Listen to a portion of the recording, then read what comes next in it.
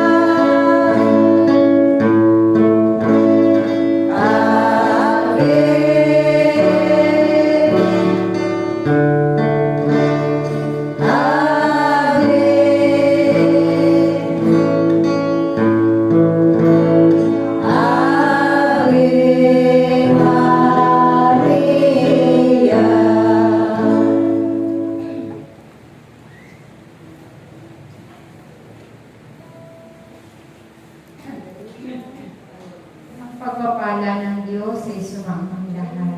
Amen.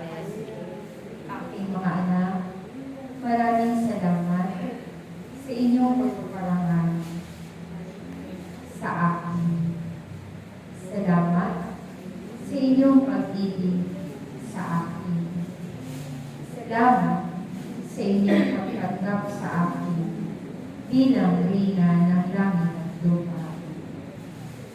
Ako'y nagagalak sa inyong lahat sapagkat ang pag-awit ninyo ay nagmumula sa inyong mga puso at nadadama ko ang pag-ibig ng bawat isa sa inyong lahat. Iyan ang nais ng Diyos, manahan ang pag-ibig sa inyong mga puso, sapagkat ang taong pinananahanan ng pag-ibig ay patuloy na magtatagumpay at hindi mapapahamak.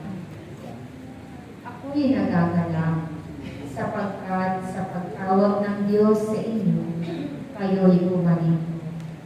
Nais kong sabihin sa inyo na kayo'y aking binabati, sapagkat ipinakita niyong muli ang inyong pagkakaisa sa pagdaraos ninyo ng isang gawain na kung saan ang kaharian ng langit ay nagdiriwang, sapagkat kayo ay may naihatid na mga tupa sa paanan ng Diyos.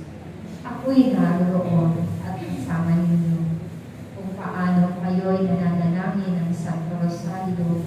Ako rin ay nananalangin na nawa sa bawat gawain na inyong isasagawa, kayo'y kahabagan ng Diyos, na ang bawat isa'y pagkalooban ng kalakasan, na ang bawat isa'y pagpalain ng Diyos upang patuloy na makapagpaloob sa kanyang gawain. Tandaan ninyo, ang isinasagawa ninyong gawain ay gawain ng Diyos. Kayo lamang ang tumutupad ng inyong mga tungkulin. Kaya't magpasalamat kayo sa araw na iyon, sapagkat kayo'y binahaginan niya ng lakas upang kayo'y makabahagi sa kanyang gawain na mayroong panganalan. Kaya't aking mga anak, anuman ang inyong inialay sa gawain ng Diyos, umasa kayo na ang lahat ng ito ay ibabalik niya sa inyo ng siksik-libig, kalakasan, buhay, pagpapala, at gayon din ng kagalingan. Sa bawat gawain, naroroon ang kagalingan. Sa bawat pagpupuri, naroroon ang kalakasan. Kaya't patuloy ninyong asamin na kayo'y makapagpuri. Patuloy ninyong nasain na kayo'y makapaglingkod, sapagkat ito ay biyaya ng Diyos na ipinagkakaloob niya sa bawat isa sa inyo. At nawa, huwag ninyong sayangin ang tiwalang ibinibigay ng Diyos sa inyong lahat, na habang kayo'y narito, kayo'y binibigyan niya ng tungkulin, na sa bawat gawain, ito ay inyong gampanan at mapagtagumpayan. Kaya nais kayong pasalamatan sa bawat isa. Batid ng Diyos ang laman ng kalooban ng bawat isa.